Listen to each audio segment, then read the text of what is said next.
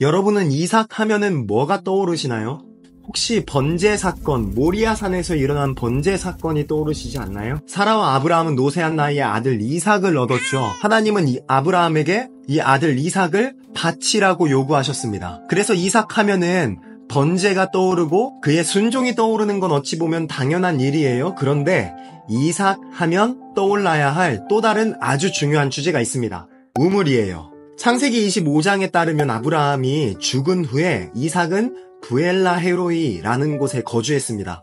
브엘라헤로이는 지리적으로 하나님의 약속의 땅 가나안을 약간 벗어난 남쪽 지역에 해당해요. 브엘라헤로이를 비롯한 가나안 전역에 흉년이 들었다라고 창세기에 기록되어져 있습니다. 이삭은 그 흉년으로 인해 훗날 블레셋으로 일컫는 그랄이란 땅으로 피신했어요. 그곳에서 하나님은 애굽으로 내려가지 말 것과 하나님이 지시하신 땅에 거주할 것을 이삭에게 명령하셨습니다.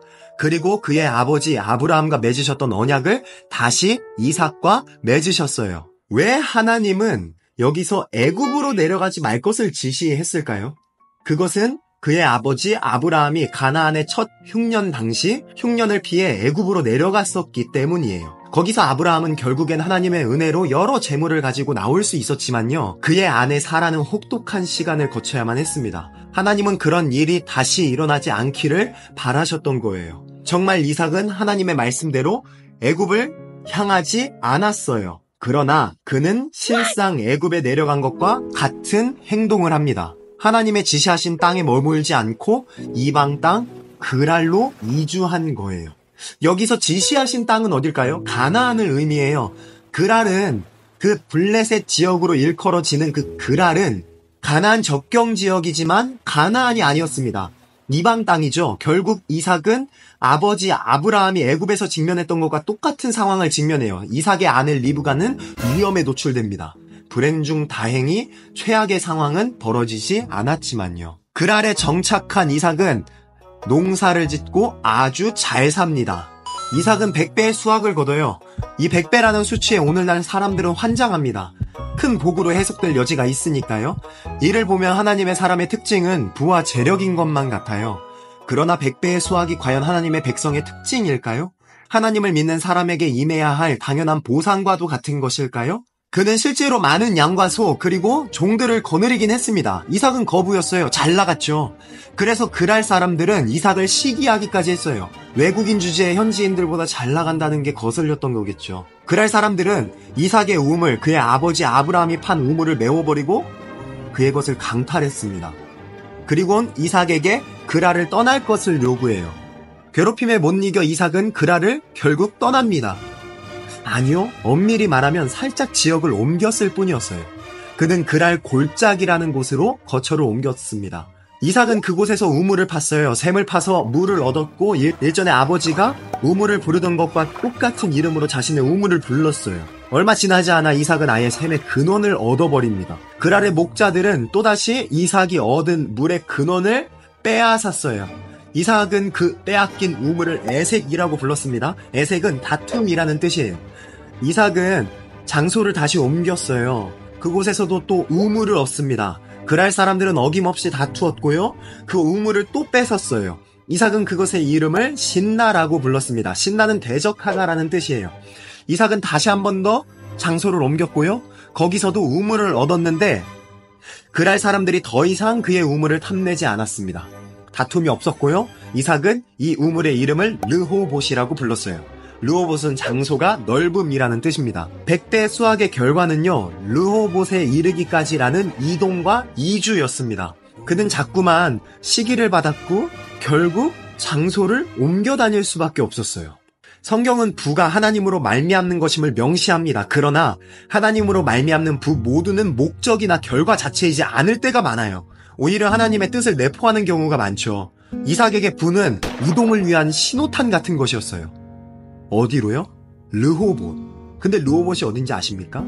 공교롭게도 하나님의 약속의 땅 가나안의 브엘세바 바로 옆이었어요. 창세기 26장 23절은 다음과 같이 말합니다. 이삭이 르호봇으로부터 브엘세바로 올라갔다. 하나님은 흉년을 피해 그랄로 이주한 이삭이 하나님이 지시하신 땅으로 돌아오기를 바라셨던 것 같아요. 그에게 100배의 수확을 허락하심으로써 그래서 시기받게 하심으로써 하나님은 결국 이삭을 약속의 땅으로 돌아오게 하셨습니다. 100배의 수확 그리고 이동과 이주의 연속, 그 사이 우물을 획득하고 빼앗기는 일련의 과정은 이삭의 삶을 결국 그가 있어야만 하는 하나님이 지시하신 땅에 이르도록 만들었습니다. 우리 삶의 때로는요, 부가 허락돼요. 그래서 주변에 시기가 일기도 하고요, 뜻대로 상황이 풀리지 않을 때도 있어요. 하나님의 사람은요, 이런 불가항력적인 상황, 곧 내 의지 밖 상황에 직면했을 때 하나님의 뜻을 물어야만 합니다. 어떻게 해요? 하나님, 이것을 통해 내가 무엇을 배우기 원하시나요? 하나님, 나를 어디로 인도하고 싶으신 건가요? 하나님, 내가 무엇을 하기를 바라시나요? 이게 우리가 이삭 이야기, 우물 이야기에서 배울 수 있는 첫 번째 교훈입니다. 두 번째는 그리스도인 모두가 배워야 할 정신에 대한 거예요. 여러분, 예수님 이야기로 잠시 넘어와 볼까요? 십자가 처형 전에 예수님은요, 제자들에게 자신이 죽고 부활한 후 갈릴리로 갈 거라고 말씀하셨어요. 실제로 예수님은 십자가 처형을 당하셨고요, 부활하셨고요, 갈릴리로 가셨습니다. 제자들은 천사를 통해 예수님의 그 말씀을 떠올렸어요. 그래서 갈릴리로 갔어요. 그런데 마태복음 기자는요, 갈릴리라는 지역적 특징의 한 가지를 추가합니다. 그건 지시하신 산이라는 말이에요. 마치 이삭의 사건을 떠올리게 하는 단어입니다. 이삭아, 내가 지시한 땅에 머물러라. 부활하신 예수님을 따르는 그리스도인은 예수님이 지시하신 산으로 가야 되는 거예요. 그렇다면 그 산은 어딜까요? 성경은 그 산의 이름을 밝히지 않습니다. 다만 마태복음은 산과 관련해서 예수님의 이야기를 약 4번에 걸쳐 다루고 있어요. 이걸 통해 힌트를 주는 듯 합니다. 첫째, 마태복음 4장입니다. 예수님은 산에서 사탄의 유혹을 하나님의 말씀으로 이겨내셨어요. 사탄은 권세를 빌미로 예수님을 유혹했지만 예수님은 하나님의 말씀으로 사탄을 대적해 이겼습니다.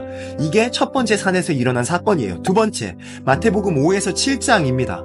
예수님은 산에 오르셔서요, 하나님 나라의 가치를 제자들에게 가르치셨어요. 이를 산상수훈이라고 부르죠. 이 본문은 하나님 나라의 가치가 아주 상세하게 다루어지고 있어요. 그곳의 핵심은 주기도문으로 하나님 나라를 갈구하는 청원이라고 부를 수 있겠습니다. 이게 두 번째 특징이에요. 세 번째, 마태복음 15장입니다. 예수님은 산에 오르셔서요, 많은 병자들을 고치셨습니다. 소외된 자들과 함께 하셨습니다. 이런 예수님의 모습을 본 무리는 하나님께 영광을 돌려요. 이게 셋째고요. 마지막 네 번째, 마태복음 17장입니다. 이 본문에서 예수님은 산에 오르셔서 영광스러운 모습으로 변형되세요. 모세와 엘리야가 내려와서요, 예수님과 대화를 나눴고요. 누가복음 저자는 그 대화의 주제가 엑소두스, 곧 출애굽이었음을 밝힙니다. 예수님은 영광스러운 모습으로 변하셨고요, 회방과 구원에 관해 그 두 사람과 더불어 대화를 나누셨습니다. 지시하신 산의 정체는 누구도 알 수 없어요. 그러나 이것이 마태복음 기자의 의도였을 것이라고도 추정해 볼 수가 있습니다. 부활하신 예수님이 제자들에게 지시하신 산은 다름 아닌 예수님이 있으셨던 자리인 거예요. 그분의 흔적이 고스란히 남아져 있는 삶인 것이죠. 예수님은 제자들이 예수님을 본받아 살아가기를 바라셨어요. 그리스도인이 있어야 할 자리는 그러므로 예수님의 자리인 것입니다. 그리스도인이 돌아가야 할 곳은요, 예수님이 있는 곳인 거예요. 그리스도인에게 예수께서 지시하신 산은요, 예수님의 삶인 거예요. 하나님은 여러 상황과 환경을 통해 이삭에게 말씀하셨습니다. 이삭아, 내가 너에게 지시한 땅으로 돌아와 주렴. 하나님은 오늘날에도 그리스도인들에게, 사람들에게 말씀하신다고 생각합니다. 사랑하는 딸아, 아들아, 내가 지시한 곳으로 돌아와 줄 수 있겠니? 그곳은 다름 아닌 그리스도가 계셨던 곳이에요. 사탄의 유혹을 하나님 말씀으로 이겨내는 삶, 하나님 나라의 가치를 중심에 두는 삶, 가난하고 소외된 자들과 함께하는 삶, 피조 세계를 향한 구원 계획에 동참하는 삶이요. 부와 가난, 역경과 평탄, 그것이 무엇이 되었든 그 모든 것을 예수님께로 돌아가는데 사용하는 것이 지혜입니다.